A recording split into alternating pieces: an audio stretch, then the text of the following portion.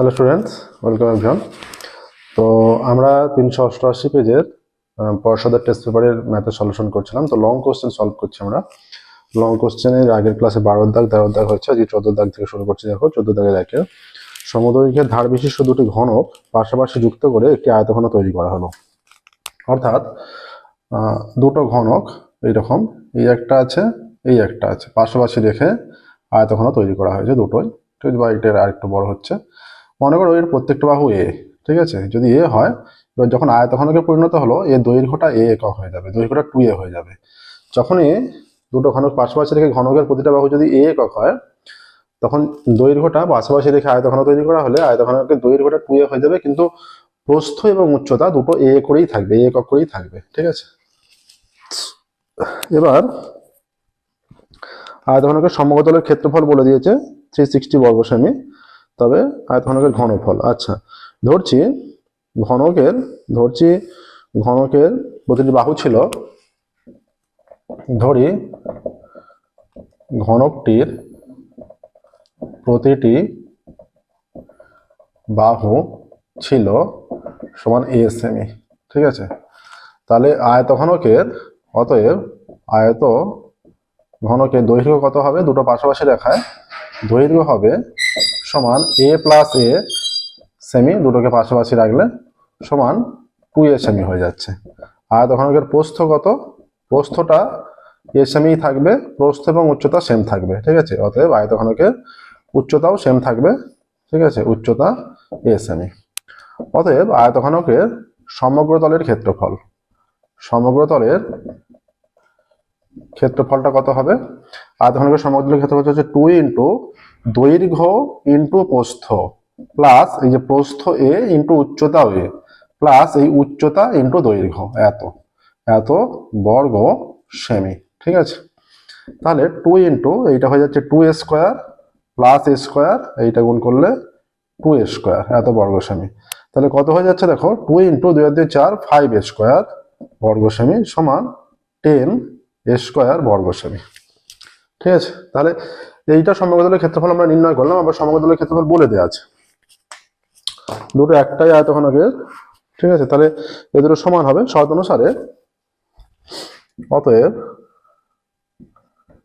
শর্ত অনুসারে হয়ে যাচ্ছে যেটা 10a square is equal two 360। ঠিক আছে, বা a square is equal two 360/10 কেটে গেল, বা a square is equal two 36। অতএব a is equal to plus minus 6।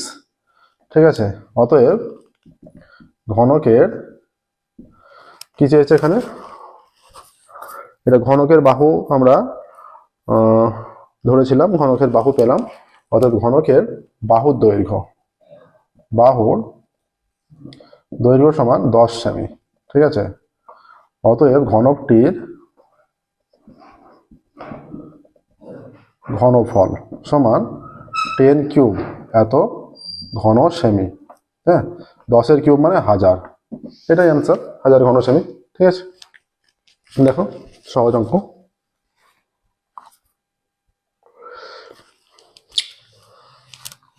এই যে এটা 10 কিউব নয়, এটা ঘনকের বাহু 6 ছিল, 6 বেরিয়েছিল আমাদের।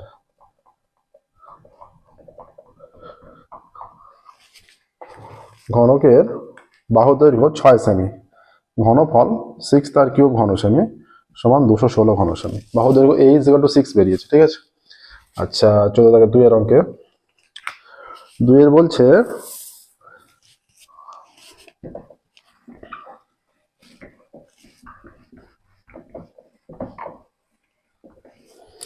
কি বলেছে দেখো, বলা আছে 21 ডেসিমি দীর্ঘ, 10 ডেসিমি প্রশস্ত এবং 6 ডেসিমি গভীর একটি চৌবাচ্চার অর্ধেক জলপূর্ণ আছে। ওই চৌবাচ্চা যদি 21 সেমি ব্যাসের 100টি লোহার গোলক সম্পূর্ণ ডুবিয়ে দেওয়া হয়, তবে চৌবাচ্চার জলতল কত উপরে উঠে আসবে? সেম অঙ্ক, এটা আমরা সলভ করেছি। এর সলিউশনের জন্য একই এক্সাক্ট অঙ্ক পেজ নাম্বার 425-এ চলে যাবে, 425 পেজের 14 দাগের 2 এর অঙ্কটা। ঠিক আছে, সেম অঙ্ক, একদম অ্যাকুরেট, ওখানে আমরা সলভ করে দিয়েছি। এটার সলিউশনের জন্য পেজ 425 পর্ষদের টেস্ট পেপার সলিউশনের প্লেলিস্টে চলে যাও, সেখানে ঢুকে এখানে সলিউশনটা পেয়ে যাবে, যে 14 দাগের 2 এর অঙ্কটা আর এইখানে 14 দাগের 2 এর অঙ্কটা সেম অঙ্ক, এখানে সলিউশনটা করে দেওয়া আছে। ঠিক আছে, ওখান থেকে তোমরা বুঝে নিতে পারবে। 3 একটা আচ্ছা, এখানে এবার কি বলা আছে, একটি লম্ববৃত্তাকার শঙ্কুর উচ্চতা এবং তির্যক উচ্চতা দৈর্ঘ্যের অনুপাত 4:5, শঙ্কুর আয়তন দিয়ে দেওয়া আছে এত ঘন সেমি, তবে ভূমির ব্যাসার্ধের দৈর্ঘ্য নির্ণয় করি। আচ্ছা, শঙ্কুর, এটা একটা শঙ্কু, হ্যাঁ এটা শঙ্কু, উচ্চতা এটা মনে করো 4h ধরবো আমরা, আর এটা 5h ধরবো, ঠিক আছে, এটা আর এটা নির্ণয় করতে হবে। উচ্চতা, তির্যক উচ্চতা এবং ব্যাসার্ধ সর্বদা একটা সমকোণী ত্রিভুজ গঠন করে, ঠিক আছে। শঙ্কুর উচ্চতা এবং তির্যক উচ্চতার অনুপাত is equal to 4:5। ধরি শঙ্কুর উচ্চতা is equal to 4h semi আছে, ঠিক আছে, এবং শঙ্কুর তির্যক উচ্চতা সমান 5h সেমি। ধরে নিচ্ছি শঙ্কুর ব্যাসার্ধ, ধরি শঙ্কুর ব্যাসার্ধ সমান 8 সেমি, ঠিক আছে। তাহলে ব্যাসার্ধ 8 সেমি হলে তাহলে এটা সমকোণী ত্রিভুজের তির্যক উচ্চতা, উচ্চতা এবং ব্যাসার্ধ সমকোণী ত্রিভুজ গঠন করে শঙ্কুর, ঠিক আছে। অতএব এখানে হয়ে যাচ্ছে যে আর স্কোয়ার প্লাস এই যে 4h তার square is equal to 5h square, ঠিক আছে, বা আর square is plus 4×4 16h square is equal to 5×5 25h square, বা আর square is equal to 25h square minus 16h square, বা আর স্কোয়ার ইজ ইকুয়াল টু 25 - 16 হয়ে যাচ্ছে 9h স্কোয়ার, ঠিক আছে, বা আর is equal to plus minus 3h। অতএব পজিটিভটা গ্রাহ্য হবে, আর ইজ ইকুয়াল টু 3h। অতএব শঙ্কুর ব্যাসার্ধ সমান 3h সেমি, ঠিক আছে, শঙ্কুর ব্যাসার্ধ 3h সেমি। অতএব শঙ্কুর আয়তন কত? শঙ্কুর আয়তন হয়ে যাচ্ছে 1/3 পাই আর স্কোয়ার, মানে ব্যাসার্ধ 3h, পাই আর স্কোয়ার h মানে 4h, এত ঘন সেমি, ঠিক আছে। শর্তানুসারে 1/3 পাই ইন্টু এটা 9h স্কোয়ার ইন্টু 4h ঘন সেমি, এইটা কেটে দাও 3, তাহলে হয়ে যাচ্ছে 3×4 12 পাই h³ ঘন সেমি। শর্তানুসারে এই দুটো সমান হবে, তাই তো। তাহলে হয়ে যাচ্ছে, মানে এই দুটো বলতে কি, এইটা আমাদের আয়তন বেরোচ্ছে এবং আয়তনটা বলে দেওয়া আছে শর্তানুসারে, তাহলে দুটো আয়তনকে সমান করবো কারণ একই শঙ্কুর আয়তন। অতএব শর্তানুসারে 12 পাই h³ সমান বলা আছে 12,936, বা 12 ইন্টু পাই এর মান 22/7 into h³ is equal to 12,936, বা h³ is equal to 12,936 into 12টা হয়ে গেল 1/12, 22/7টা 7/22 হয়ে যাবে, ঠিক আছে। 11 দিয়ে কাটলে আশা করি কাটাকাটি যাবে, 11 দুগুণে 22। আচ্ছা, 11 দিয়ে কাটলে 11 × 11 1 19, 11 × 11 7 73 হলে 6 × 6 73। আচ্ছা, এটা তো যাচ্ছে না 11 দিয়ে, 11 × 11 1 19। আচ্ছা, 11 × 11 1 19, 11 × 11 8 83, 7 × 11 77, হ্যাঁ 6 × 11 66, 11 দিয়ে কাটাকাটি যাচ্ছে, ঠিক আছে। আচ্ছা, 2 দিয়ে কেটে দিই, 5 দুগুণে 10 1 17, 8 দুগুণে 16, 5 দুগুণে 10 1 17, 8 দুগুণে 16, 8 দুগুণে 16। আবারও এটা যদি 3 দিয়ে কাটি, 3 1 3, 2 28, 3 9 27, হ্যাঁ 3 4 12, 3 1 3, 2 28, 3 9 27, 3 6 18। 4 দিয়ে কাটলে 4 4 4 16, 4 দিয়ে কাটলে 4 4 16, 3 36, 4 9 36, বা h³ সমান, এটা দেখো 49 মানে 7 স্কোয়ার, তো আর একটা 7 আছে, তার মানে 7 এর কিউব হয়ে যাচ্ছে। অতএব h ইজ ইকুয়াল টু 7 হয়ে যাচ্ছে, ঠিক আছে। h এর মান 7, তাহলে h ইজ ইকুয়াল টু 7 হয়ে গেলে শঙ্কুর ভূমির ব্যাসার্ধ, তাহলে অতএব ভূমির ব্যাসার্ধ কত ছিল? শঙ্কুর ভূমির ব্যাসার্ধ, অতএব শঙ্কুর ভূমির ব্যাসার্ধ সমান 3 × 7 এত সেমি, সমান 21 সেমি আসছে। দেখো শঙ্কুর ভূমির ব্যাসার্ধ 21 সেমি, ঠিক আছে। আচ্ছা, নেক্সট দেখো 15 দাগে যাবো এবার।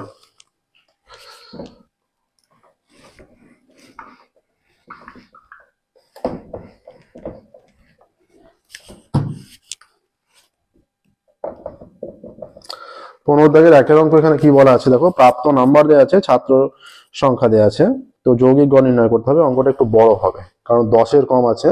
তাহলে আমরা এখানে শ্রেণী লিখছি। এটা শ্রেণী, এটা পরিসংখ্যা, পরিসংখ্যা মানে এফআই, ঠিক আছে। এটা এফআই লিখে দিচ্ছি, এফআই। আচ্ছা, এটা মধ্যমান লিখছি, একটা মধ্যমান হয়ে যায় এক্সআই, ঠিক আছে। আচ্ছা, এটা এফআই এক্সআই। শ্রেণী 10-এর কম মানে আমরা 0 থেকে 10 লিখছি। 0 থেকে 10 কত পর্যন্ত আছে দেখো, এইভাবে যে লিখে লিখে যাব তো 90 পর্যন্ত আছে, অনেকগুলো মান আছে। 10 থেকে 20, একটা হলো 20 থেকে 30, আর একটা হলো 30 থেকে 40, আরো একটা হলো 40 থেকে 50, আরো একটা হলো 50 থেকে 60, হলো 60 থেকে 70, 70 থেকে 80, 80 থেকে 90।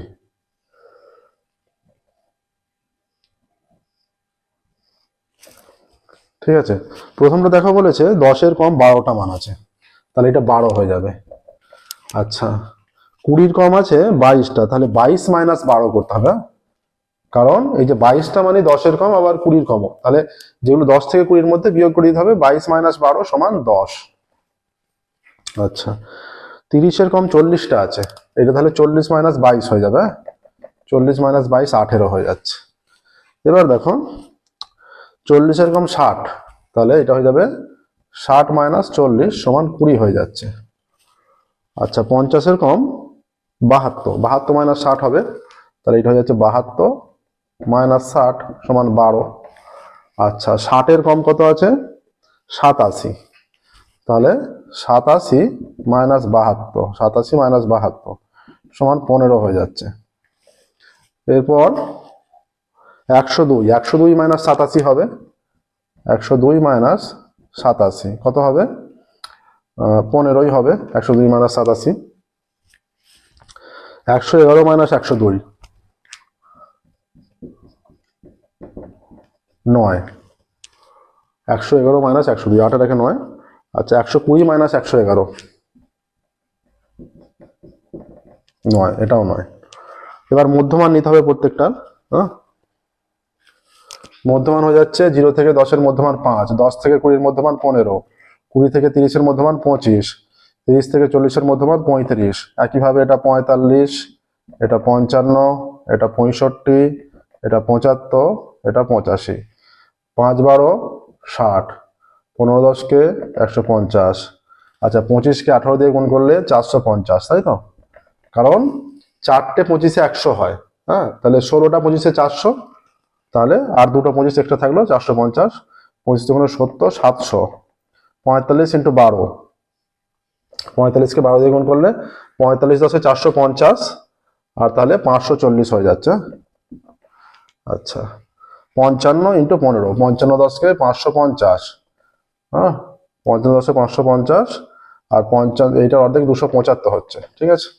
275 হলে 5 7 আর 5 12, 2 হাতে 1, 5 2 7 রেখে 8, 5 7 5 12 2 হাতে 1, 5 2 7 রেখে 8, 825 হয়ে যাচ্ছে, ঠিক আছে। আচ্ছা, 65 ইন্টু 15, 65 10-এ 650, আর 650-এর অর্ধেক হচ্ছে 325, তাই তো। 325 যখন 650, 5 5 আর 2 7, 7 3 9, 975। আচ্ছা, 75 ইন্টু 9, 75 ইন্টু 9 কত হচ্ছে 5 9 45-এর 5 আর থেকে 4, 7 9 63 আর 4 67, এইটাও 5 9 45-এর 5 আর থেকে 4, 8 9 72 আর 4 76। সামেশন অফ এফআই এক্সআই কত হয়ে যাচ্ছে, এখানে সামেশন অফ এফআই আমরা পেয়েই যাচ্ছি, বলেই দেওয়া আছে 120, ঠিক আছে। আচ্ছা এফ আই এক্স আইটা শুধু নির্ণয় করতে হবে। 5 আর 5 10, 15, 20, 20 শূন্য, 5 আর 5 10, 15, 20 শূন্য থেকে 2, 6 দিয়ে 8, 8 আর 5 13, 13 আর 5 18, 18 আর 4 22, 22 আর 2 24, 24 এর সাথে 31, 31 এর সাথে 38, 38 আর 6 44 এর 4, হাতে থেকে 4, 7 আর 4 11, 11 আর 6 11 আর 6 17, 17 আর 9 26, 26 আর 8 34, 34 আর 5 39, 39 এর সাথে 46, 50, 51। ঠিক আছে, অতএব x bar is equal to আমরা কি জানি, summation of f i x i, এটা f i, f i x i by summation of f i, বা x bar is equal to summation of f i x i হচ্ছে 5140 by এটা 120, 0 0 কেটে গেল, বা x bar is equal two 4 12 48 হচ্ছে 12 দিয়ে 514 কে ভাগ, 4 12 48, 3 34, 12 দুগুণে 24, 12 দুগুণে 24, 10 দশমিকের জন্য 0। ঠিক আছে, 7 12 চলছে 8 12 96, 8 12 96, 4 0, তাহলে 3 হয়ে যাচ্ছে, 3 12 36, 42.83 বা 42.8 নিলেও হবে প্রায়। ঠিক আছে, তাহলে এখানে হয়ে যাচ্ছে 42.8 প্রায়। অতএব নির্ণয় যৌগিক গড় বলে দেবে, নির্ণয় যৌগিক গড় সমান 42.8 প্রায়। ঠিক আছে, কেউ চাইলে 2 অঙ্কের সংখ্যাও নিতে পারে, যে 42.83 এর পরেরটা 3 হবে, এই যে 40 আছে 3 12 36। নেক্সট দেখো 15 থেকে 2,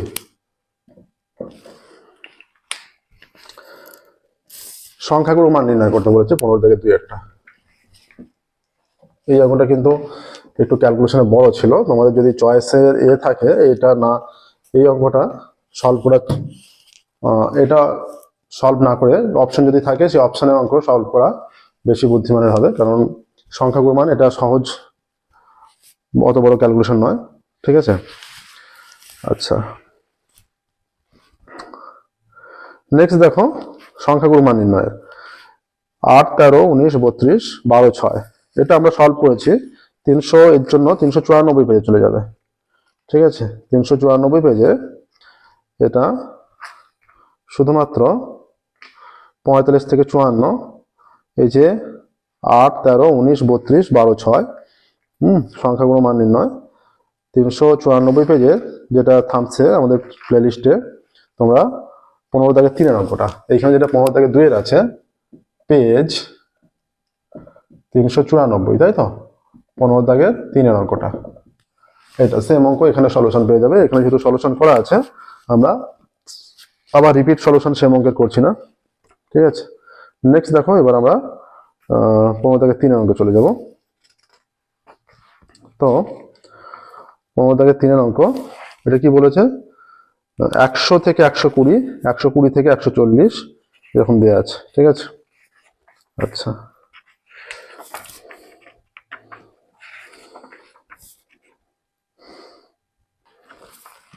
180 থেকে 200, 100 থেকে 120, 120 থেকে 140, 140 থেকে 160, 160 থেকে 180, 180 থেকে 200, বৃহত্তর ক্ষুদ্রতর ও যেকে এখানে বলা আছে নিচের প্রদত্ত তথ্যের একই অক্ষ বরাবর ক্ষুদ্র সূচক জায়ীব ও বৃহত্তর সূচক জায়ীব ছক কাগজে অঙ্কন করো এবং লেখচিত্র থেকে মধ্যমা নির্ণয় করতে বলেছে। 15 থেকে 3 অঙ্কে চলে এসেছি। দেখো এই অঙ্কটা, এই যে ওজাইভের অঙ্ক, এটা তোমাদের বইয়ের অঙ্ক। ঠিক আছে, আমি আগেও বলেছিলাম যে রাশি বিজ্ঞানের জন্য তোমাদের বইটা খুব ভালোভাবে যদি তৈরি করো, 26.1, 26.2, 26.3, 26.4 অনুশীলনীতে যে যে অঙ্কগুলো আছে খুব ভালোভাবে তৈরি করো, এবং উদাহরণে যেগুলো করে দেওয়া আছে খুব ভালোভাবে তৈরি করো, সেখান থেকে তোমার রাশি বিজ্ঞানের অঙ্ক কিন্তু এক্সাক্ট অঙ্ক কমন পেয়ে যাবে। ঠিক আছে, কারণ তোমরা মিলিয়ে দেখবে যে গত বছরের প্রশ্নগুলো এই টাইপেরই বেশি আসে। ঠিক আছে, যেমন এই অঙ্কটাই তোমাদের বইয়ের অঙ্ক তুলে দিয়েছে। এটা কোর্সে দেখি তোমাদের 26.3, এটা নিশ্চয়ই তোমরা সলভ করেছো, বা যদি সলভ নাও করা থাকে তোমরা আমাদের চ্যানেলের প্লেলিস্টে ঢুকে যাবে, প্লেলিস্টে গিয়ে তোমাদের সম্পূর্ণ বইটা সলভ করা আছে। তো 26.3 অনুশীলনীতে চলে যাবে, সেখানে এটা সলভ করে দেওয়া আছে, আমাদের প্লেলিস্ট থেকেও পেয়ে যাবে।